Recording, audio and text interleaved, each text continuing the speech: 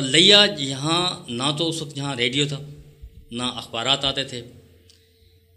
1857 یہ ایک ڈویژن ضرور تھا، انگریزوں کے یہاں آبادی تھی، انگریز کمشنر تھا، انگریز ڈپٹی کمشنر تھا، انگریز اسسٹنٹ کمشنر تھا۔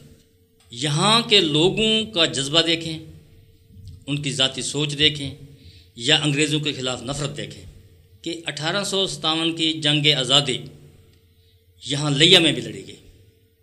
یہاں کے لوگوں نے انگریز کے پٹھو اور ان کی فوجوں کا مقابلہ کیا۔ یہاں انگریز اسسٹنٹ کمشنر تھامسن زخمی ہوا، اس کا ایک بازو کٹ گیا، 2 مسلمان شہید ہوئے۔ 1857 کے بعد پورے برِ صغیر میں انگریزوں نے جو ظلم و ستم کا بازار گرم کیا، اس میں وقتی طور پر ہم یہ دیکھتے ہیں کہ تمام مسلمان وہ دب کر رہ گئے۔ آہستہ آہستہ 1906 میں جب مسلم لیگ کا آغاز ہوا تو اس وقت لیا والوں کو یہ پتہ بھی نہیں تھا مسلم لیگ کی بنیاد رکھی جا رہی ہے یا نہیں رکھی جا رہی۔ حقیقتاً یہاں مسلم لیگ کا آغاز 1940 سے ہوتا ہے، اور یہاں آغاز کرنے والے شروع میں جو ہے وہ سید نظر حسن شاہ اور فیض اللہ خان بھٹی، یہ 2 لوگ تھے جنہوں نے ابتدا میں مسلم لیگی کارکن تھے، مسلم لیگ کا آغاز کیا، مسلمانوں میں بیداری کے حوالے سے کچھ باتیں کی، اکٹھ کیے۔ اور مسلم لیگ یہاں کیسے آغاز ہوا؟ اس کا آغاز اس وقت تو کہ ضلع مظفر گڑھ تھا، لیا تحصیل تھی، حمید اللہ خان دستی ان کے حوالے سے، سید نظر حسن شاہ کے ان کے خاندانی مراسم تھے، یہ ان کے حلیف تھے، اس حوالے سے یہاں مسلم لیگ کا آغاز ہوا۔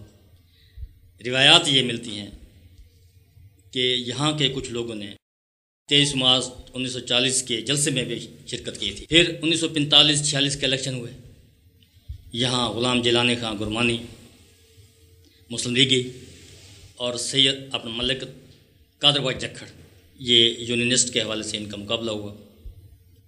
سید نظر حسن شاہ، سید باہو قریشی اور بہت سے لوگ جو یہاں جسکانی خاندان ہے، شاہ پور خاندان ہے، سمرا خاندان کے کچھ لوگ ہیں، لیکن اس وقت یہ زیادہ تر سمرا جو ذیلدار تھے وہ یونینسٹ تھے، لوہانچ بھی ذیلدار وہ یونینسٹ تھے۔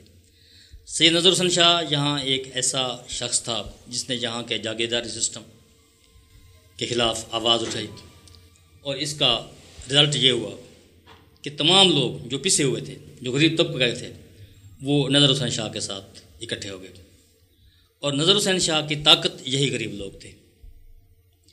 ہندو اور مسلم آبادی کے حوالے سے اگر دیکھا جائے تو لیا کے 80% آبادی جو ہے وہ مسلم تھی، اور ٹوٹل صرف 20% آبادی جو وہ ہندو تھی۔ یعنی یہاں مسلم لیگ کو سب سے پہلے جوائن کیا سید نظر حسن شاہ صاحب نے اور فیض اللہ بھٹی صاحب نے۔ ہمارے ساتھ موجود ہیں سیدہ ارشاد بیگم صاحبہ جو دختر ہیں سید نظر حسن شاہ صاحب کی، ہم ان سے پوچھیں گے۔ بیگم صاحبہ آپ بتائیں، آپ نے اس گھر میں اور اس ماحول میں آنکھ کھولی جہاں مسلم لیگ کا چرچا تھا، اور مسلم لیگ کی کمپین اور تحریک جہاں سے چلی، تحریک پاکستان کا آغاز ہوا لیا میں، تو آپ کے کچھ معلوم ہو اس حوالے سے شاہ صاحب کے تحریک پاکستان جوائن کرنے کے حوالے سے یا مسلم لیگ کے حوالے سے؟ جی سرائے صاحب، یہ جس طرح کہ ابھی تھین صاحب نے فرمایا ہے کہ اس وقت لیا پہ ظالم اور جابر ذیلداروں اور جاگیرداروں کو قبضہ تھا، اور یہ انگریزوں کے پیٹھو تھے جو کہ غریب عوام پہ اس قدر ظلم و تشدد کرتے تھے کہ اگر وہ انہیں زندہ دفن بھی کر دیتے تو ان کے حق میں کوئی آواز بلند کرنے والا نہیں تھا۔ میرے والد صاحب جو کہ جب انہوں نے اپنا سیاسی زندگی کا آغاز کیا، ان کے دل میں ایک تڑپ تھی، غریبوں کے لیے تھی، اور وہ اسی جذبے سے اٹھے تھے اور انہی کی مدد کے لیے اٹھے تھے۔ انہوں نے ان ظالم جاگیرداروں اور ذیلداروں کے خلاف نعرہ حق بلند کیا۔ اور تحریک پاکستان کے حوالے سے جو شاہ صاحب کی جو کارکردگی تھی، سنا ہے وہ بڑے شعلہ بیان مقرر بھی تھے اور لوگوں کو موٹیویٹ کرنا انہیں بڑا آتا تھا، تو کوئی ایسا واقعہ آپ کو علم ہو؟ جی، ایک واقعہ ہے، جب جیسے کہ 1945-46 میں جب یہ الیکشن ہوئے اپنا اس میں مسلم لیگ اور اس کے، تو میں نے جیسے کہ سنا اور پڑھا کہ مار فیض اللہ مرحوم وہ خود وہ اس بات کو بیان کرتے ہیں کہ بھی نظر حسین شاہ ایک بہت زیادہ شعلہ بیان اور نڈر اور بے باک جو مقصد کے بھی آدمی تھے. تو وہ کہتے ہیں کہ میں اس میں مقابلہ تھا ملک قادر بٹ جکھڑ میاں غلام جیلانی کا مقابلہ تھا, اور وہ بتاتے ہیں کہ میں موضع سمرات تھل سے تقریباً 100 ووٹر جو ہے نا وہ جمع کر کے برج سکھے والا پہ آ رہا تھا. میں قادر بٹ جکھڑ صاحب کے لیے نہ جی نہ, ہاں قادر بٹ جکھڑ صاحب کے لیے, وہ قادر بٹ جکھڑ صاحب کے لیے آ رہے تھے. تو انہوں نے کہا کہ جب میں ادھر انڈس پٹرول پمپ پہ چوک اعظم پہنچا تو وہاں مجھے نظر آیا کہ سید نذر حسین شاہ گھوڑے پہ سوار جو ہے نا وہ آ رہے ہیں. سید نذر حسین شاہ جب پہنچے تو انہوں نے ووٹروں کے سامنے کھڑے کھڑے اس انداز میں تقریر کی اور ہندوؤں اور انگریزوں کی مظالم بیان کیے, اور انہیں بتایا کہ قیام پاکستان کا یعنی کہ ہمیں کیا فائدہ ہے, اور جو ہے نا ہمیں ان لوگوں سے نجات ملے گی, آزادی کا کیا فائدہ ہے کہ ہم آج جو تم لوگ اتنے استحصالی طبقہ جو ہے جو یہاں اتنے دکھ درد اور اتنی تکلیفیں برداشت کر رہا ہے, تو یہ سب چیزیں اگر آپ لوگوں نے ان کا ساتھ دیا. اور انہوں نے یہ یعنی کہ اس انداز میں اس چیز کو بیان کیا کہ وہ تمام ووٹرز جو تھے وہ سید نذر حسین شاہ کے ساتھ جو ہے نا وہ چلے گئے, اور وہ یہ بتاتے ہیں کہ میں اکیلا واپس آیا, اور اس کا سارے ووٹر مسلم لیگی وہ میرے والد صاحب کے ساتھ چلے گئے. تو اس کا یہ نتیجہ نکلا کہ اس میں جو ہے نا والد صاحب کو یعنی کہ ملک غلام جیلانی صاحب کو وہ جیت گئے, اور ملک قادر بخش جو ہیں وہ ہار گئے. ملک فضل اللہ صاحب, آپ پرانے سینئر مسلم لیگی کارکن ہیں, جب سے آنکھ کھولی ہے میرا خیال ہے کہ مسلم لیگ کے علاوہ آپ نے نہ کچھ سنا ہے, نہ پڑھا ہے, نہ دیکھا ہے, اور نہ خواہش کی ہے. کیا ماحول تھا اس زمانے میں جب پاکستان بن رہا تھا اور پاکستان کی تحریک؟ پاکستان بننے سے پہلے جو ہے نا میں سن 1943 میں طالب علم تھا, تو اس وقت ہم پاکستان کے بارے میں نعرے لگاتے تھے, لے کے رہ گئے پاکستان, بن کے رہے گا پاکستان, بٹ کے رہے گا ہندوستان. تو جتنے طالب علم ہوتے تھے ہم مسلمان سارے شہر میں گھومتے تھے اور نعرے لگاتے تھے. پھر سن 1947 میں 43 کے بعد میں ملازم ہو گیا. ملازمت کے دوران جہاں جہاں میں رہا پاکستان کے لیے میں کام کرتا رہا, اور پاکستان لوگوں کو جب پاکستان بنا اس وقت آپ ملازم تھے؟ ہاں اس وقت میں ملازم. اچھا, کہاں آپ تعینات تھے اس زمانے میں؟ میں اس وقت سہیوال ہوتا تھا. سہیوال تھے. تو جب ہجرت ہوئی اور پاکستان کے لیے لوگ آئے, وہ زمانہ کوئی یاد ہے آپ کو؟ لوگ کیا تھا جذبہ لوگوں کا؟ کٹے پھٹے لوگ آ رہے تھے. سہیوال میں زیادہ تر جلندھر کے لوگ آباد ہوئے, تو وہ لوگ سارے لٹے پٹے ہوتے تھے, کٹے پھٹے آتے تھے, زخمی ہوتے تھے, بیشتر تو راستے میں مر کھپ گئے, بچے کچے یہاں. بہت بڑی ہجرت اور بہت بڑی قربانی تھی پاکستان کے لیے لوگوں نے دی. جی مار صاحب, آپ ذکر کر رہے تھے تحریک پاکستان میں جو لوگ انوالو رہے ہیں, تو اس میں پھر جب ہم دیکھتے ہیں کہ الیکشن کے بعد مسلم لیگی امیدوار جیت گئے, سید نذر حسین شاہ اور ان کے ساتھیوں نے, مسلم لیگ کے کارکنوں نے ان کا ساتھ دیا, اس کے بعد کیا ماحول بنا, تاریخ کیا بتاتی ہے؟ اس حوالے سے جب مسلم لیگ جیت گئی, لیکن پنجاب لیول سے خضر حجات نے گورنمنٹ بنائی, اس کے خلاف تحریک چلی, تحریک نجات اس کو کہتے ہیں. لیا سے سید نذر حسین شاہ اور دوسرے بہت سے لوگ جن کا نام جو آتا ہے وہ سید نذر حسین شاہ, لوگ یہاں گرفتار ہوئے, انہیں جیل میں رکھا گیا, اور اس دوران ان کا ایک بیٹا بھی وفات پا گیا, شاہ صاحب کا. تو جب دوران اسیری ان کا بیٹا فوت ہو گیا, جب واپس آئے تو ان کے تعزیت میں اور شاہ صاحب کے استقبال کے حوالے سے ایک جلسہ ہوا. عبدالکریم خان کلاچی نے جب تعزیت کی تو شاہ صاحب نے کہا کہ مجھے ایک بچہ تو کیا, اگر میرے ایسے ہزاروں بچے بھی ہوتے تو پاکستان کے حوالے پر میں انہیں قربان کر دیتا. جی بیگم صاحبہ, یہ بڑے تاریخی الفاظ ہیں جو شاہ صاحب نے بولے کہ ایک بچہ تو کیا, میں اپنے ہزاروں بچے بھی قربان کر دیتا پاکستان کی تحریک پہ اور پاکستان کے قیام پہ.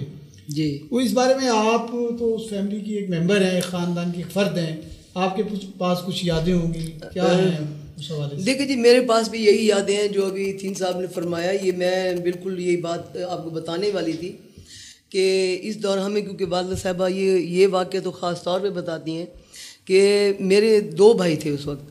ایک وہی یعنی کہ وہ بچہ بھی نوجوان تھا 12-13 سال کا تھا تو سخت اور ابا جان سے بہت زیادہ اٹیچ تھا. تو وہ یعنی کہ ان کی جب انہیں گرفتار کیا گیا تو وہ بیمار پڑ گیا. تو انہیں آفرز بھی ہوئیں جب انہیں پتہ چلا کہ بھی ان کا بیٹا بیمار ہے. انہیں آفرز ہوئیں کہ آپ جو ہے نا اپنی اس مقصد سے ہٹ جائیں اور ہم آپ کو جو ہے رہا کر دیتے ہیں, آپ کا بیٹا بیمار ہے. انہوں نے کہا نہیں ہرگز, یہ سوال ہی پیدا نہیں ہوتا کہ میرا یہ تو ایک بیٹا ہے. اگر میرے ایسے جو ہے نا 8-10 جتنے بھی بیٹے ہوتے تو میں اس چیز کی پرواہ نہ کرتا, کیونکہ میرے کتنے بیٹے جو ہیں وہ اپنے ملک اور اس کے لیے جو ہے نا وہ ختم ہو گئے یا قتل کر دیے گئے ہیں. یہ آزادی سے زیادہ میرے بیٹے کی زندگی جو ہے نا وہ قیمتی نہیں ہے.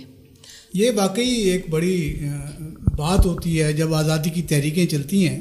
تو مجھے ابھی میں آ رہا تھا تو کل ہمارے ایک دوست ہیں روف کلاسرا صاحب, بڑے معروف صحافی ہیں, ان کے والد صاحب کے بارے میں پتہ چلا کہ وہ جیل میں رہے.